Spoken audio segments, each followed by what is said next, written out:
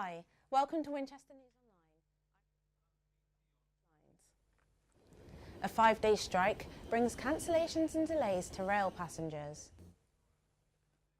The mail on Sundays, it needs to go down to if you're commuting.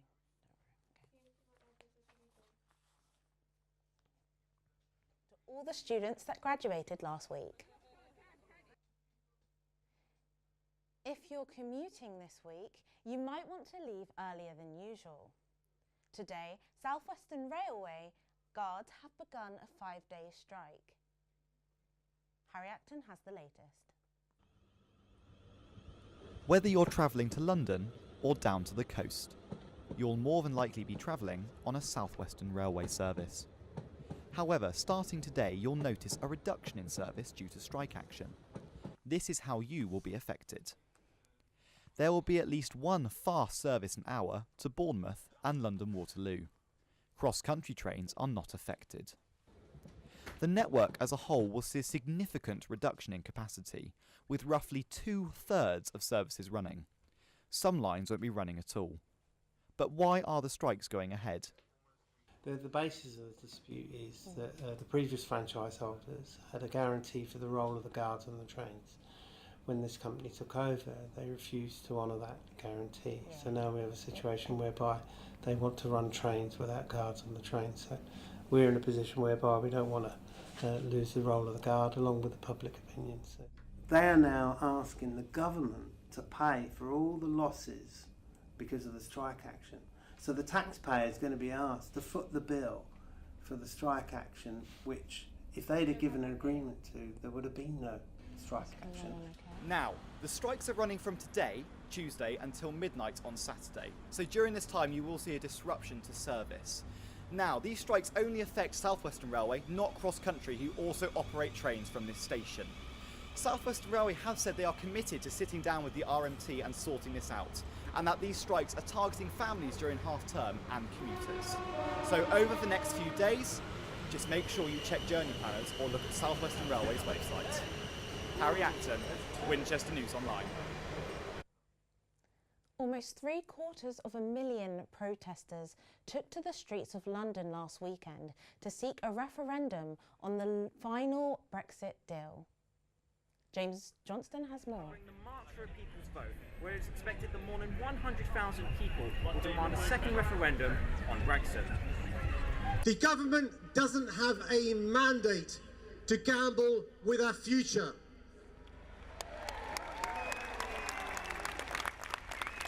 Are we going to stand by and let them? The march, led by a number of young activists, is joined by countless concerned voices, including many who have travelled from Winchester. There is no way of delivering a Brexit which does not leave us worse off in some way or other. I think it shouldn't just be up to a few people in Parliament to decide whether it's what people meant in 2016 when they said they wanted to leave the EU. This march follows the government's controversial Chequers plan, which has many people concerned about the UK's economy and immigration laws. We had a vote. You lost the vote.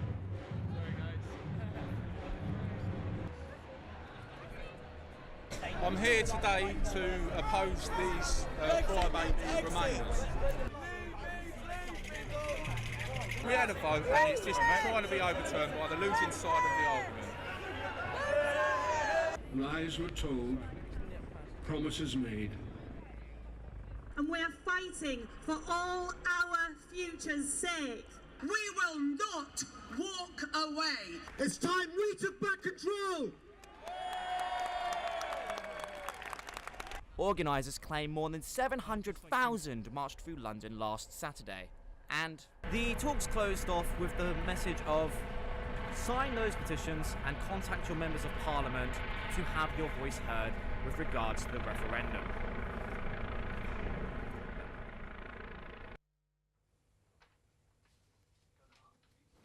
Allowed to test the safety of illegal substances in an attempt to stop people dying from overdoses or tainted drugs. Following that, some student unions have also brought in drug testing kits, but the initiative has not been welcomed by all. Winol reporter Joe Shaw has more. So Joe, what is the background to this all? Well, music festivals are innovators here. Boomtown specifically had 4 drug-related deaths from 2011 to 2016. But once they introduced drug testing in 2017, they have had 0 since. Now, a recent NUS survey found that 2 in 5 students have used drugs, which is worrying when you consider that a fraction of universities have these kits available. Now, the disadvantages are simple. Illegal drugs are dangerous regardless of testing, but testing risks making illegal drug taking more socially acceptable. I spoke to the Daily Mail columnist Peter Hitchens over the weekend, and he had a lot to say on the matter. Do not pretend that there is that you increase the safety or the security of anybody by making it easier to sell drugs at festivals, which is what this testing does, or making the whole idea of taking illegal drugs more acceptable. What you do when you do that, it's not safer. It's not safe. It's not safer.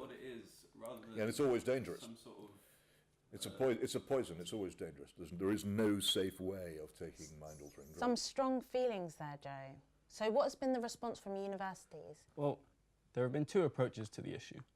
Some have almost accepted that students will experiment with drugs and decided to focus on harm reduction, such as drug testing kits. Universities in Manchester, Newcastle and Sussex have gone that way. The other school of thought is to simply try and educate students as to the risks of drug use and hope this will deter them. The University of Buckinghamshire has focused on that route. They are hoping to become the UK's first drug-free university. Graduation, an exciting time for all who attend, but how difficult is it to find a job once it's over? Nicole has more.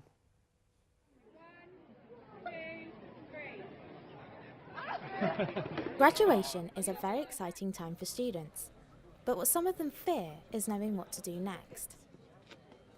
Although it may be hard to find a job matching their skills and talents, graduates can earn up to £10,000 more than those who don't go to university. Our honorary graduate was on hand to offer some advice. The biggest challenges for students after graduating is knowing what to do next, and I think that's perfectly natural and nobody should worry about that in the slightest. I think when you've graduated, it's a complete high and you think you've achieved something fantastic, of course you have, but then knowing what to do with that is really difficult. So that's a perfectly normal reaction. What you have to do is just go out and try as many things as you can, read about as many things as you can, experience as many things until you find the thing that you really want to devote your life to.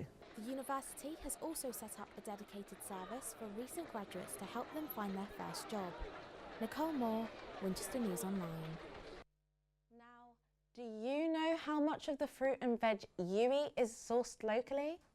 James Poindexter is at Winchester's Apple Harvest, which aims to highlight the importance of our own produce.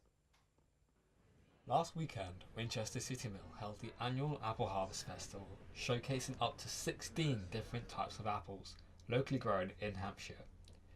The event was open to anyone who wanted to learn and taste the apples, and aimed to promote and encourage people to try locally grown fruit instead of those that are found in supermarkets. It was actually commenced about 22 years ago by a charity called Common Ground, and they were very concerned about the loss of English apple orchards, and so they focused on having an annual apple day.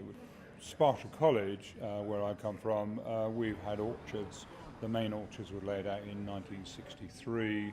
The Hampshire and Isle of Wight collection, which were a national collection, were given to the college in 1987, so we have been doing it for quite a long time. But we have 16 of 18 cultivars which are bred and grown in Hampshire and the Isle of Wight. Basically, we try and have a look at English-based apples through history, and we have some of the Hampshire ones like Bramshot Rectory, which is a 16th century apple. We're the national collection of Hampshire and Isle of Wight apples, and so what we're trying to do is release them back into Hampshire and Isle of Wight gardens.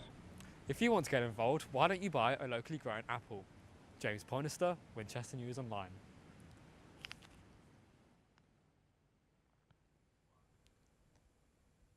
In other news, a new study has discovered that young people are drinking less. Adriana Jade Webb has gone down to Winchester High Street to see how this is affecting the local pub industry. Walking through Winchester, it's obvious that there isn't a shortage of places to have a drink. Some pubs are now turning to social media as a way of drumming up more business and drawing in a younger crowd. Recently we've been trying to use ours a lot more. We've got several people that work just on social media side of things. And we've seen quite a big increase in the amount of people that have come in and the sales figures just from using things like Instagram and Facebook regularly. 100%. It's helped us a lot. I think unless you're a established pub, as you are, and you make a lot of money anyway, then otherwise I think you're going to need a good social media. I think used in the correct way, targeting the correct people, social media can have a big impact on a business. I don't think it will have a make or break effect, because I still think that the regulars and the people that have known you for years will come in regardless. Recent Facebook statistics show the top 10 pubs in Winchester with the most followers. This gives us a clear indication of how well social media is working for some pubs. This shows that the pubs with more business are the ones with a higher social media activity. It's clear that social media is now becoming a vital part of how pubs are being run. Adriana Jade Webb, Winchester News Online. Winchester University's Medieval Reenactment Society is bringing history to life on campus. One society organiser tells Peter Murphy how to him it's more than just a hobby. When you can, poke them in the thighs. This is Winchester University's Medieval Reenactment Society. Started 4 years ago, the society fuses an interest in medieval history with the thrill of live-action roleplay. Members meet up every Saturday to duke it out with an armoury of mock-up medieval weaponry, practising sparring, combat formations and learning the ways of the warrior. Both my parents met in reenactment in the 80s, so I started off with Anglo-Saxon reenactment, and then when I came here I betrayed that and became a Norman. So I started coming to here in my second year of university, 2014. Obviously I was already big into reenactment anyway. I had a lot of the kit, which was helpful. But one of the things I love about reenactment is the research and the history side of it. If you went up to 90% of the people and asked what are you using or what are you wearing, they'd be able to tell you the historical provenance behind what they're wearing and stuff like that. So it's not only good fun, but it's physical activity, and you'll also learn a lot while doing it as well. Essentially, there's a bit of difference inside it, to be honest, compared to the other ones. Today we're doing basic training of weaponry. We're doing fighting with lances, long spears, swords, maces, axes, knives, all that sort of stuff. It's all blunt, by the way, so it's safe to use without hurting anyone. Other than that, we also as a society do, well, anything you'd find in Norman England pretty much. So we have a member with us right now, 2 members actually with us, that are doing blacksmithing, authentic medieval blacksmithing. We have some people interested in doing leather work, carpentry. We have jewelry making in the society as a whole. A couple of friends of ours down in Portsmouth do jewelry. We have sewing of all sorts. You have embroidery, making clothing, repairing clothing, making other pieces of cloth, making thread itself actually as well, dyeing. And then we also have the monastic side of life, brewing of alcohol.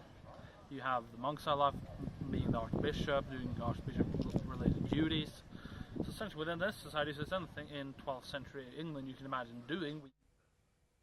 Now, on to our sports correspondent, Johnny Leck, with the latest sports news. Johnny. Off with an 11-4 win for the Winchester Bucks futsal team against Southampton University in a fierce match over the weekend. Ian Sheridan reports. Derby Day, and it certainly lived up to expectations. The game started off physical and scrappy, but Winchester took the lead with 2 great goals. The second, a thunderous strike from Niall Maidment. Southampton answered back quickly with 2 well-worked goals. But not long after, Raith Wattingham steered the ball into the net to regain Winchester's lead, much to Southampton's frustration. Winchester started to run away with the game, and while Southampton managed to grab a goal back, they were punished by Winchester, who capitalised on continuous mistakes made at the back, one of them resulting in a powerful strike from captain Ethan Ames-Taylor. Southampton's last goal came from a fantastic solo effort, but the head of futsal Kieran Patel killed the game off with a cool finish. We played well, carried on throughout the full game. Good win, 11-4 in the end I think it was. So, yeah, a little bit more fitness might be needed. But yeah, if we can get those fitness, it's when that last 10 minutes, that's where we can make a difference up and win games. Quick press and counter-attack, something we've done in training for the last 2 weeks. Yeah, really building on, putting people under pressure, forcing mistakes out of our team, so works well today, grabbed a few goals out for those situations. So. With a great first win, Patel hopes the team can replicate and improve on the incredible record that they set last season. Out of the 5 Winchester teams we have, the Warriors won both their Friday and Sunday night leagues, and then we only have... Now, elsewhere over the weekend, Winchester City failed to improve on their best ever FA Cup run as they lost 4-1 away to Torquay United in the 4th qualifying round. ECFC also crashed out of the competition as they lost 1-0 at home to Hampton and Richmond Borough. In the Southern League Premier Division, Basingstoke won 3-0 away to Staines Town, which gives them their biggest away win of the season so far. And in other sports, Winchester Rugby Football Club maintained their lead at the top of the London 3 South West Division as they beat Petersfield 46-19 away. The results sees them continue an impressive run of 6 wins in 6 games. That's all for this week. Thanks. Back to you, Renee. Thanks, Johnny. Hampshire's first cat-themed cafe has opened in Romsey. The cafe is home to 4 rescue cats and will act as a place where locals can remember their pets who have died whilst enjoying a cup of coffee and a cake. Paige Lampard reports. It's a dining experience like no other and can be summed up with 3 C's: coffee, cake and cats. Pause for Thought Cafe in Romsey, Hampshire's first cat cafe, opened its doors and hundreds of people flocked to the scene to meet the resident felines. But at the heart of the cafe, there's an important message, and that is animal adoption. The resident cats Zina, Kiara, Lena and Nala are rescue cats who were found abandoned in Romania. The cafe now funds a charity that found them. I lost my cat in 2016, who I'd had for 16 years, it was horrendous, and getting through it, I realised that not a lot of people understand it unless they've been in the same situation. So I wanted to create a place where people could come and open up about it and feel comfortable about talking about it. And at the same time, I realised the issue there is with rehoming cats, and we just wanted to promote adoption. Studies have found that being around cats like Nala here release calming chemicals in our bodies, which lower stress and anxiety levels. And according to Cats Protection, 76% of us feel happier when we're around our furry friends. But how do cats feel about being around us? Some people say that cats can become stressed because of the constant visitors, particularly if they're in large numbers. But these cats seem very content playing and sleeping. Paige Lampard, Winchester News Online. That's all for now. Thanks for watching. Goodbye.